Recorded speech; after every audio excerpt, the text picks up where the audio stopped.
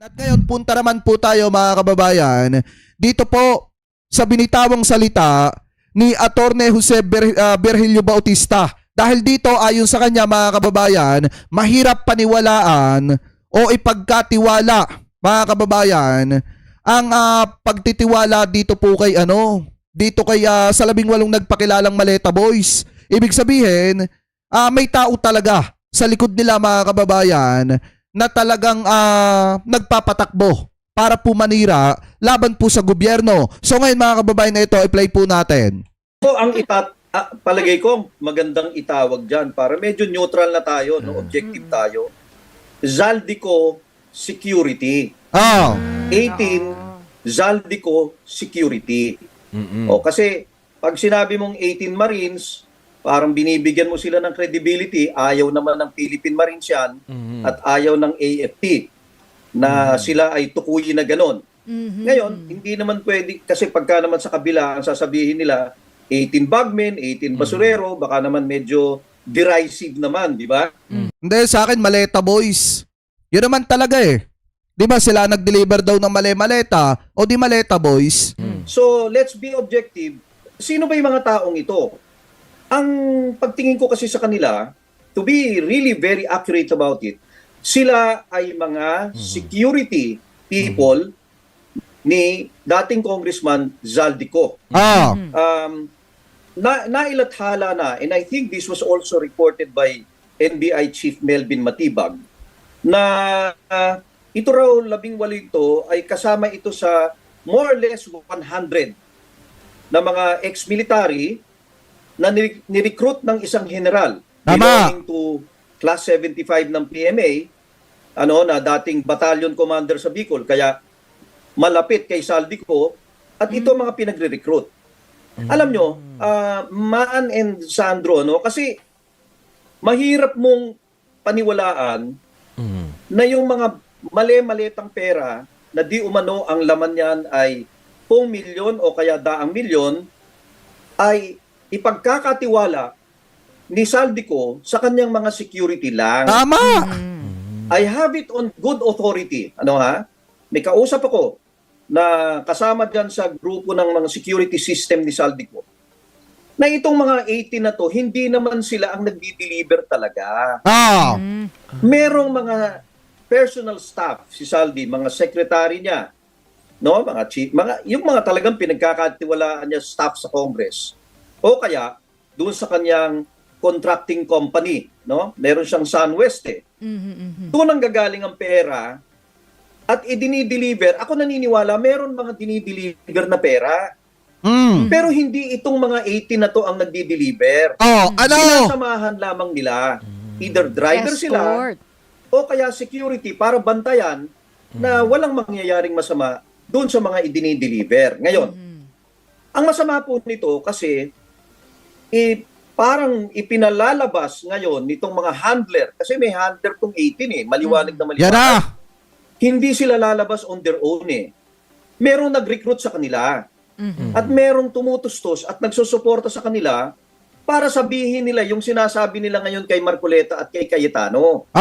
Sa tingin niyo mga kababayan, sino yung nagtutustos at sumusuporta dito po sa 18 Maleta Boys? Kasi nadagdagan pa ulit sila ng 4. Di bali 22 na. Pakitama na lamang po kung ako po ay mali.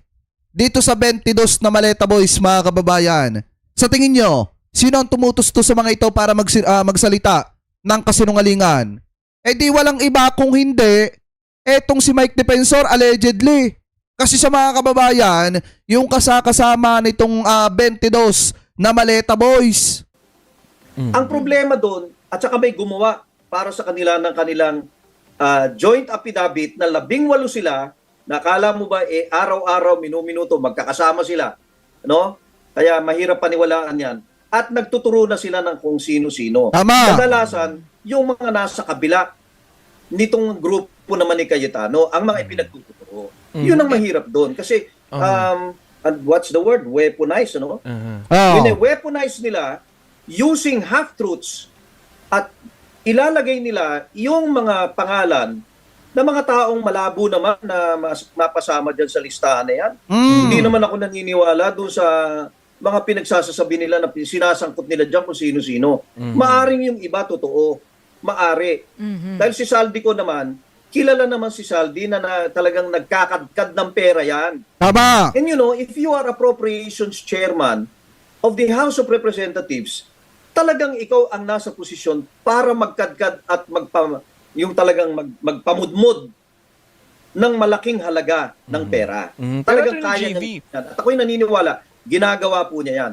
Pero yung itong kinikwento, nitong 18 na ito, mahirap pong paniwalaan to. Pero Marami Attorney nang JV, dinagdag eh. Mahirap talagang paniwalaan mga kababayan, lalo na yung binabato nila kay Presidente. Biruin mo, inakusahan si PBBM na tumanggap ng pera pero May 2022. 'Di ba? May 2022 binigyan ng pera si PBBM. Hindi naman siya presidente noong mga panahon na yon at mas lalong hindi siya politiko noong mga panahon na yon kasi private citizen siya mga kababayan. So paano siya tatanggap ng ganung kalaking pera? Kaya nga dyan pa lang sa usapin na yan mga kababayan talagang bistado na yung kasinungalingan. banggit nyo yung joint affidavit. Normal ba na 18 sila doon sa iisang affidavit? Bakit po hindi ginawang tagi-isa? Bakit po hindi ginawang tagi-isa para nakikita kagad kung may corroboration o hindi? Pero parang minadali o nagtipid. At lahat sila nasa iisang affidavit lang. So, di mo tuloy alam kung napilitan ba yung Oo. isa. 'Di ba? Or may gumawa para Pinapirma sa na kanila, lang. pinapirma na Oo. lang. Diyan yung makikita, Maan and Sandro, no? Diyan yung makikita yung malaking kabalbalan nitong joint affidavit na to. Ano ba ibig sabihin ng affidavit? Yan ay sinumpang salaysay, sinumpaan niya na pagsasalaysay ng tao na meron siyang personal knowledge nung kanyang ilalathala dyan. Yan ang sinasabi ko sa inyo mga kababayan. Isipin nyo kung ikaw maglalathala ka, mag-expose ka ng personal mong nalalaman, kailangan mo pa bang basahin doon sa papel? Siyempre hindi na. Kasi personal mo nalalaman yan eh. Kung i-expose mo yan, kayang-kaya mong ikwento yan. Di bali nang magkamali ka, at least ang mahalaga, dire-diretso yung pagkikwento mo nang wala kang binabasa. Kasi personal mong karanasan yan. Ngayon mga kababayan, makikita nyo, magsasalita ng konting sentence, titingin sa binabasa, magsasalita uli, titingin sa binabasa. So ibig sabihin, ang sinusundan mo, script. Hindi yung personal mong nalalaman. Anyway, tuloy pa natin. Kumbaga, alam niya yon sa sarili niya. Tama! Sapagkat yun lang ang kaya niyang panindigan eh. Pag hindi niya nalaman yon sa sarili niya, hearsay na po ang tawag dyan. At Yun! walang kwentang ebidensya yan. Ngayon, ako sa akin pong, alam niyo, Sandro and Maan, matagal na tayo nagpa-practice ng abogasya, no? Yes. More than 40 years na po tayo sa practice. Nakakakita naman tayo ng joint affidavit. Pero, hindi ganyan karami. Kadalasan, halimbawa, meron hong mga pulis na gagawa sila ng entrapment para sa drug case, no? Usually, dalawa sila. So, meron silang huhulihin, dadamputin nila pagkatapos ng entrapment.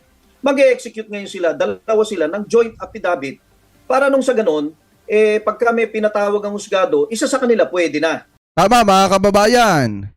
Kasi hindi talaga pwede yung kung pagbabasehan talaga natin yung pahayag dito ni Atty. Virgilio Bautista, hindi talaga pwedeng pagbasihan yung sama-samang salaysay po nila.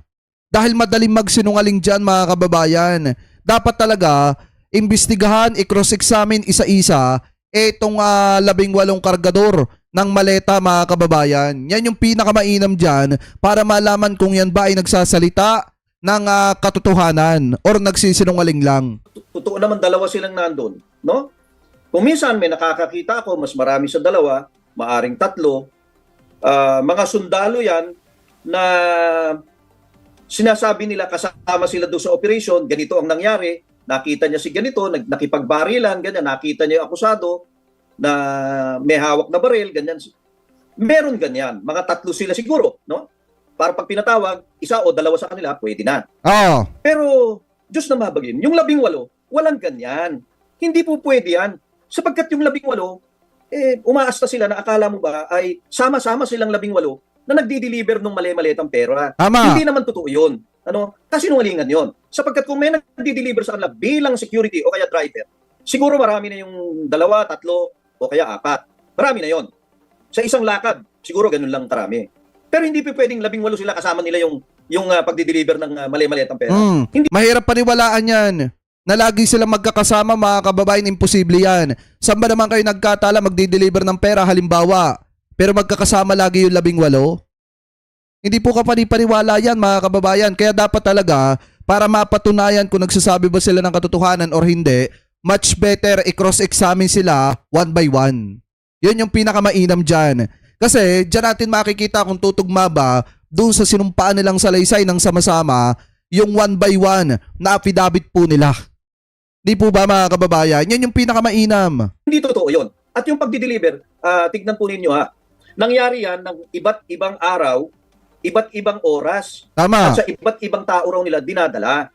So ibig sabihin, ako po ganito importanteng marinig natin yung katotohanan galing sa kanila. Itong mga 18 to, kahit papano, may nalalaman ito Meron Tama. po na nalalaman ito.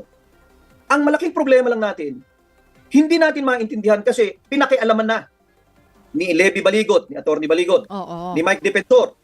O siguro, maaring pati si Senator Marcoleta, pinakialaman na nila yung affidavit. Tama. Hindi po ako naniniwala na yung 18 makakagawa ng isang affidavit para sa kanila. Yan ay ginawa ng isang abogado. Most likely, si Atty. Baligod ang sumulat niyan. Ngayon, may So, parang split po yung... Attorney JV, parang Wait, tingin mo may dagdag bawas. May dagdag Ay, bawas. ang dami na pong dagdag bawas Nung una, sabi nila, nag-deliver kay Congresswoman Laila de Lima. Sabi ni Laila de Lima, teka, hindi pa naman ako Congresswoman. Ay, mali. Atras sila, di ba? Nagkamali. Sorry. Nagkamali ako, sabi ni Baligot. Pagkatapos, eto na naman. Nasangkot nila si Loren Legarda. Dahil si Loren Legarda, at that time, nandun naman sa kabila. Di ba? Nandun sila sa yung dating majority ni Tito Soto Nandun si Loren. O, isinali nila. O ngayon naman si Loren lumipat at napansin ng mga netizens. Ba't si Loren nandyan pero ayaw nyo naman sabihin doon sa kanyang peke at bogus na Blue Ribbon hearing. Ano? Ayaw nyo banggitin. O nung pinoint out na, sinabi nila, ay nagkamali, hindi pala siya dapat kasama. Maraming mga parang anong tawag doon, yung bawi. Bawi, gano'n lastiko. Hindi mo makita yung consistency. Hindi tama lahat yung mga kwento Di ba, mga kababayan? Diyan pa lang bistado na. Paano tayo maniniwala? Kahit pa sabihin na may nalalaman silang konti, paano natin paniniwalaan na totoo yung sinasabi nila? Kung sablay na nga agad, mga kababayan, yung kanilang mga testimonyang binibitawan dahil nga binabawi na, inaamin, aminadong nagkamali. Saan ka ba naman nagkatala, sinasabi ni Mike Defensor, na para sa kanya malabo daw pong bawiin? Nung 18 nagpakilalang kargador ng maleta yung aligasyon kay Loren Legarda. Pero kalaunan, di ba, nung naging kaalyado na ni Alan Peter Cayetano, etong si Legarda, di ba, binawi? Doon pa lang, mga kababayan, makikita nyo na hindi po talaga dapat paniwalaan yung binibitawang salita nito pong 18 kargador ng maleta. Kasi nga, sablay na. Nagkakaroon na ng butas, mga kababayan. Di ba, ang isang testimonya, lalo na kung yan ay sinumpa ang salaysay mo, parang parang bubog yan. Pag nabasag, mga kababayan, halimbawa yung isang baso tapos ikinabit mo, pinagtagpi-tagpi mo, di ba makikita mo pa rin yung mga gitak? Ibig sabihin, hindi siya puli na buo. May lamat. Ganon din yung testimonya nila, mga kababayan. Ngayong nasira na, dahil nga tinanggal nila si Loren Legarda, nagkamali sila kay Laila de Lima, kahit anong gawin nilang pagpapatibay dyan sa mga salita nilang yan, wala na. May lamat na yan para sa mamamayang Pilipino. Kaya hindi po talaga dapat pinapaniwalaan yung mga binibitawang salita nito pong 18 kargador ng maleta. So kayo, mga kababayan, kung kayo ang tatanungin, ano po ang masasabi nyo? Hingil po dito sa binitawang salita ni Atty. Jose Virgilio Bautista patungkol po dito sa 18 nagpakilalang kargador ng maleta, mga kababayan, na tauhan daw po ni Saldico. So comment below na lamang po kung ano po yung comment at opinion po ninyo. Hingil po dyan, mga kababayan. At ngayon, lagi ko naman po sinasabi, tuwing magkakaroon po tayo ng talakayan, hindi naman po mawawala, mga kababayan, etong mga magagandang sa ating pinag-uusapan, etong mga magagandang nagagawa ng ating pamahalaan, ng ating administrasyon, mga kababayan. Dahil kung matatandaan nyo, di ba, may nasunog na eskwelahan diyan po, mga kababayan, sa Quezon City, na kung saan 8 buwan lang ayos na po, naitayo na po, mga kababayan, yung eskwelahan na nasunog na ngayon ay napakaganda na. So sabi nga po dito mga kababayan, ito basahin po natin ha. From ashes to 60 classrooms. Bagong SFHS building 4 months ahead of schedule natapos na mga kababayan. Biruin nyo kung gaano katagal. 'Di ba 8 months yung tinatayang itatagal ng pagkakagawa dito po sa school. Pero 4 months pa lang mga kababayan, talagang natapos agad-agad mga kababayan itong paaralang ito. Pakitama na lamang po ko kung ako po ay mali. So ngayon ituloy pa natin. Sabi pa dito, eto pa daw, yan PBBM inspect new SF high school and then bilis ng gawa ng high school mga kababayan building na nasunog noong 2025. Ngayon, bago na at napalitan na mga kababayan. So ngayon tuloy pa natin. Sabi pa dito, ayan po, anyari sa nasunog na school. Ito daw pong SFHS. May 16 bagong classroom in just 8 months mga kababayan. Yan po yung pagkakasabi dyan. So tuloy pa natin. Sabi pa dito, PBBM inspect nyo SFHS school. Mission accomplished. PBBM nag-inspect ng bagong classroom building sa Quezon City mga kababayan. At kung makikita po ninyo, yung school dati na binisita ni PBBM na sunog na talagang makikita nyong wala ng pag-asa. Ngayon po, napakagandang school na mga kababayan. At talagang masasabi po natin na sobrang bilis ng ginawa ng ating pamahalaan para matapos po itong napakagandang paaralang ito. At hindi lamang po dyan mga kababayan nagtatapos. Kasi kung makikita nyo, bukod po dyan mga kababayan sa ginagawa ng ating mahal na presidente, meron din po siyang isa sa mga ginagawa sa mga kababayang Pilipino po natin na PWDs, lalo na po mga kababayan, dito po sa Iloilo. Dahil kung makikita nyo, 170 na PWDs mga kababayan at mga pamilya ang nabigyan po ng ayuda at kabuhayan mga kababayan dito po sa Iloilo. So sabi po dito, PBBM naghatid ng kabuhayan sa PWD sa pamamagitan ng Cash for Work program na bigyan ng pansamantalang hanap buhay at karagdagang kita ang mga PWD at caregiver sa Batad, Iloilo mga kababayan. So ngayon sabi pa dito, ito pa raw, caregivers binigyang halaga ni PBBM. Kinilala ng pamahalaan ang mahalagang papel ng mga caregiver na buong pusong nag-aalaga sa kanilang mga mahal sa buhay araw-araw. So ano daw po ang ginawang pagkilala ng ating mahal na presidente? So sabi pa dito, PBBM serbisyong ramdam sa Batad mula sa pambansang pamahalaan hanggang sa lokal na komunidad. Direktang naihatid ang suporta para sa mga sektor na higit na nangangailangan mga kababayan. Sabi pa dito, walang naiiwan sa programa ni PBBM. Ipinapakita ng Bagong Pilipinas ang isang lipunang nagbibigay ng pantay na oportunidad sa lahat kabilang ang mga PWD at kanilang mga pamilya mga kababayan. Sabi pa dito, PBBM suporta sa PWD at pamilya, nagbigay ng agaran tulong pinansyal at bagong pag-asa ang Cash for Work program sa mga pamilyang miyembrong na may kapansanan mga kababayan. So ibig sabihin, yung mga PWD at yung kanilang mga pamilya ay nakatanggap po mga kababayan ng tulong galing po sa ating pamahalaan. Tinulungan po ng ating gobyerno yung mga kababayan po natin na magkaroon ng pagkukunan ng kanilang hanap buhay mga kababayan at higit sa lahat dagdag kita sa pang-araw-araw po nilang pamumuhay. So yan po yung isa sa pinagkakaabalahan ng ating mahal na presidente. So ngayon mga kababayan, bukod pa din po dyan, ang isa sa pinakatinututukan ng Marcos administration yung mabilisang response dito po sa nangyaring earthquake mga kababayan sa Mindanao. So sabi po dito, earthquake response Mindanao, prioritize safety of evacuees patient in Mindanao. Ayon po sa ating mahal na presidente, nagpadala ng karagdagang kagamitan ang pamahalaan upang suportahan ang rescue at relief operation. Diyan daw po mga kababayan sa Mindanao. Sabi pa dito, earthquake response Mindanao prioritize safety of evacuees patient in Mindanao. Pinapalakas ang koordinasyon sa pagitan ng national at local government units para sa mas mabilis na pagtugon.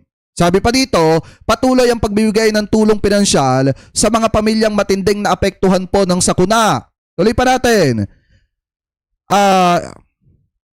Tinututukan ng mga ahensya ang kalagayan ng mga pasyenteng inilipat mula sa mga apektadong ospital. At yan po yung isa sa pinakatinututukan ng ating mahal na presidente na masiguro na ligtas yung mga kababayang Pilipino po natin na naapektuhan ng malakas na lindol, mga kababayan, dyan po sa Mindanao. Kaya yung mga nagsasabi na didishit na walang pakialam si PBBM sa mga kababayan po natin dyan sa Mindanao, isang malaking kasinungalingan po yan.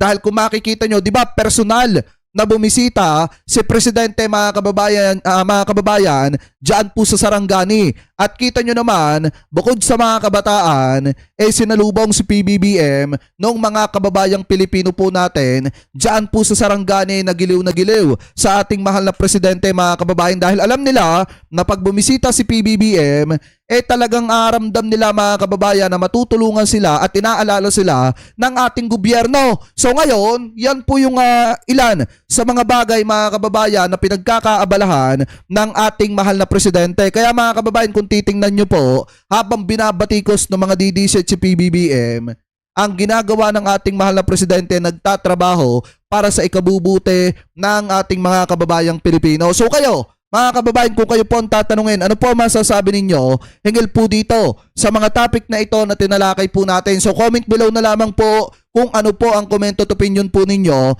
hinggil po dito, mga kababayan.